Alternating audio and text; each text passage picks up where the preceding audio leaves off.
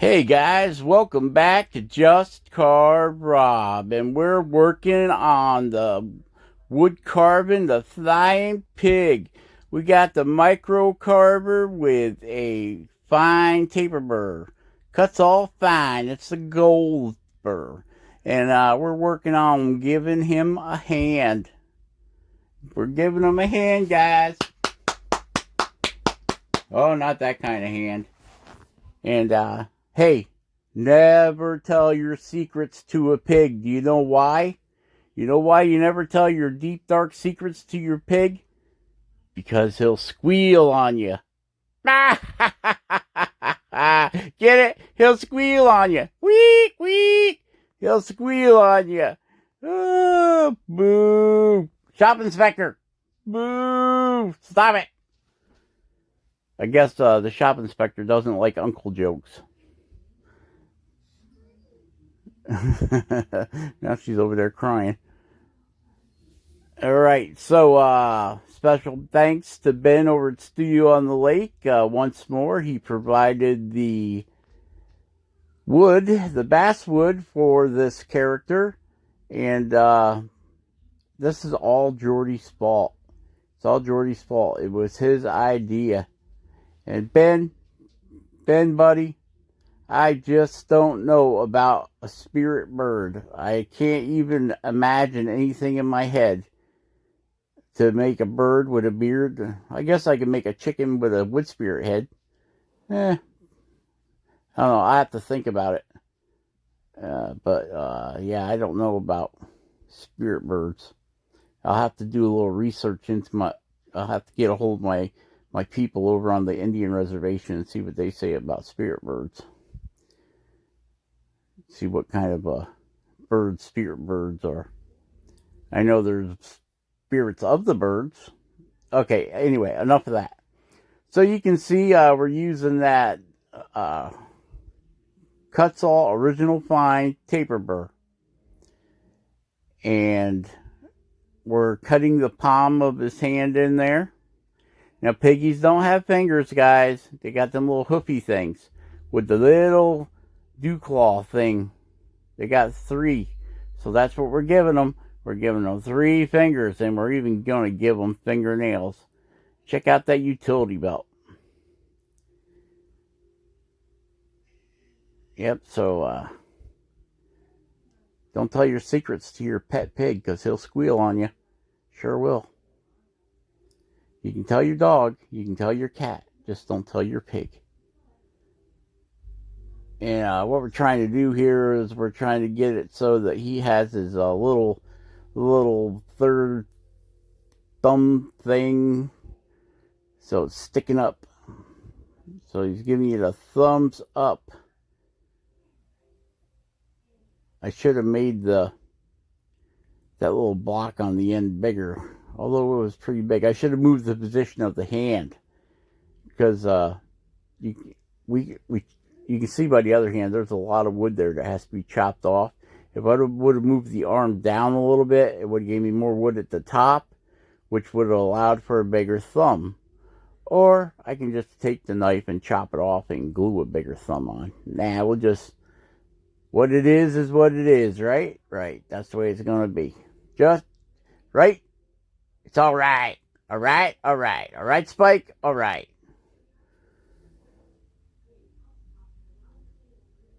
So, hope everything's going good for you guys out there. And everybody's staying safe. You're staying away from the COVID thing. Now there's a new COVID thing Part 2. It's supposed to be more dangerous than COVID thing Part 1. How's it going, Evil Rick? What are you doing? You hiding inside? Trying to get away from that snow? I know I am. But we've been getting hammered over here on the west coast of Michigan. We've been getting all that lovely lake effect snow. What a pain. All right, so now we got the wood burner out. We're going to wood burn in between his fingers. We're going to wood burn in between them. Then we're going to put little thumbnail on there. Give him a little thumbnail. And this is, I'm using the razor tip again. I pulled the cable apart on it and cleaned it. Even though it's, I think it's gold anodized connector pin, it doesn't want to stay. You got to keep pulling it out and cleaning it. And then it burns better. Okay, so now we're going back there again with the microcarver with the gold fine cut-saw burr. Getting in there and shaping it up a little bit more.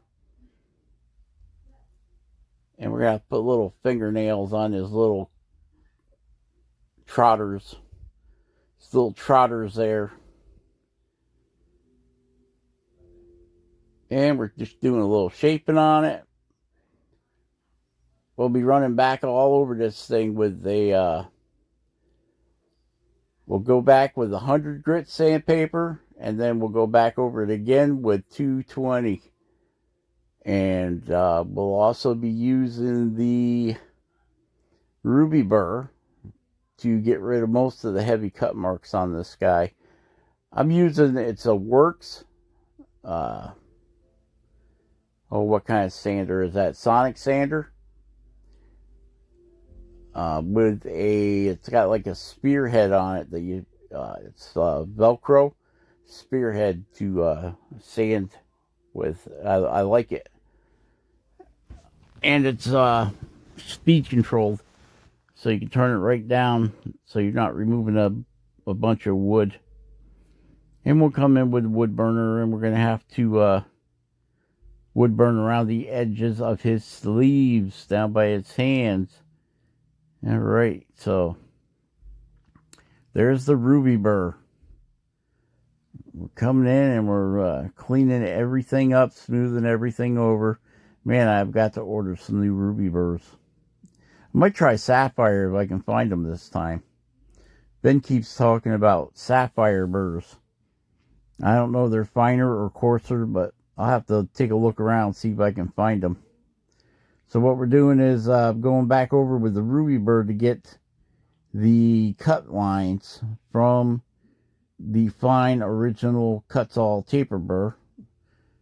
So I'm just taking this, I'm going through there and I'm cleaning off all them deeper grooves from the taper burr with the ruby burr.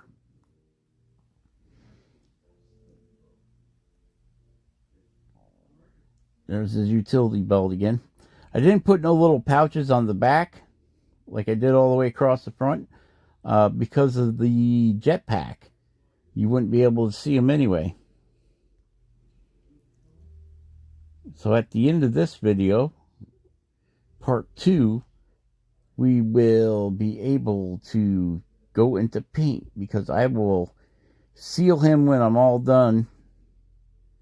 I'll be sealing them with Mod Podge, the matte Mod Podge. I'll put a coat on, and then I'll go over all that with the sandpaper to get rid of any little bumps.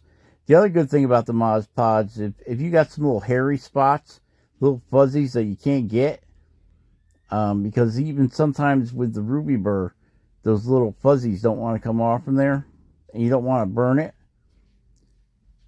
You have to come back. I put the Mod Podge on, just come back and sand it, because the Mod Podge gets down to the little fuzzies, it stiffens them right up. Okay, so you see we got the razor tip, and we are burning his sleeve line in. And back between the fingers again with the razor tip. I think he's coming out all right. I think. I don't know what color to make his suit. You gotta start thinking about your painting colors. See, there you go, fingernails. You gotta think about our paint colors. Maybe I got some periwinkle blue, or maybe some navy blue. What color do you guys think we should paint them? I've got some medium flesh for his head and his hands, and we'll do his fingernails in antique white. Okay, now we're putting the zipper in for his jumpsuit here. That's what we're doing. We're drawing that in. And we'll bring that right around his neck. Like that there. And we'll come back with a wood burner and just burn those lines in. And there you go. And that's how I've been using the wood burner throughout this little project, is to put the stop lines in. You'll see Ben over at Studio on the Lake use his all the time to put the stop lines in. The wood burner is a lot easier to control than the Dremel or the micro carver. So it's more like drawing with a pencil with the wood burner. And of course you can give it some depth too. There he is. Got his utility belt. Got his zipper for his suit. And there he is with his goggles. And we're going to dig his nose out a little bit. And we have got the small carbide flame burr in there.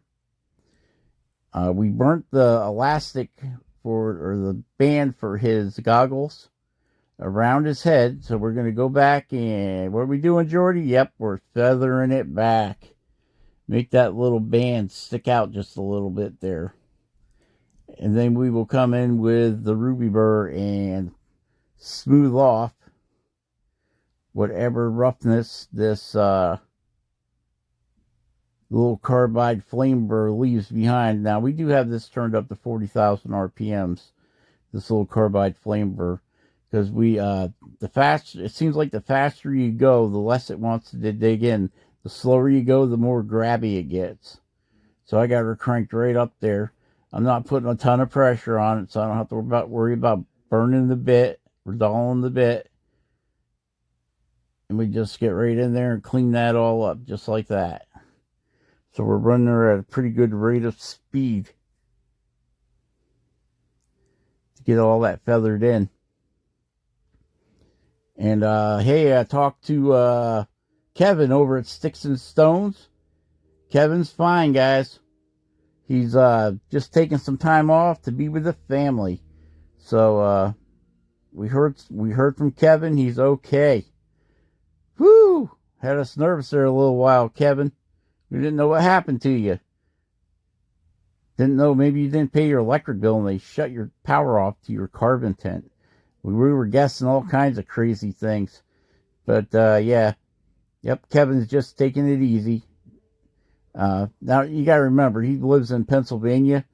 It gets pretty cold and snowy there, and he is carving out of a tent building. So, trying to put heat in that thing at this time of year is probably like trying to air condition the Sahara Desert.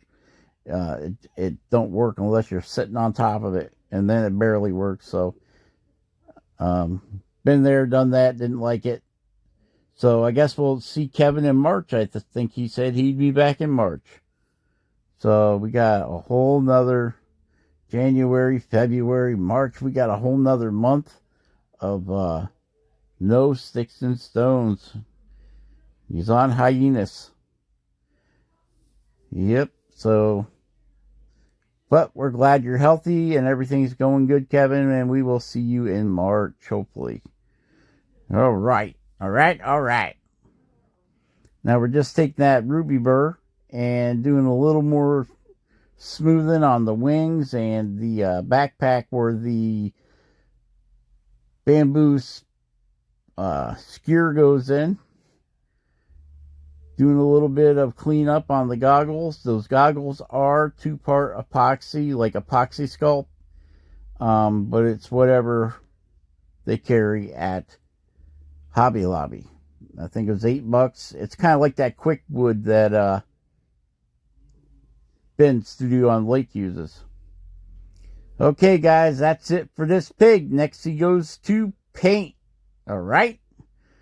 So we will catch you on the next one. Share, subscribe, like, all that good stuff. Be awesome. Carve something awesome. And we will catch you guys on the next one. Bye-bye.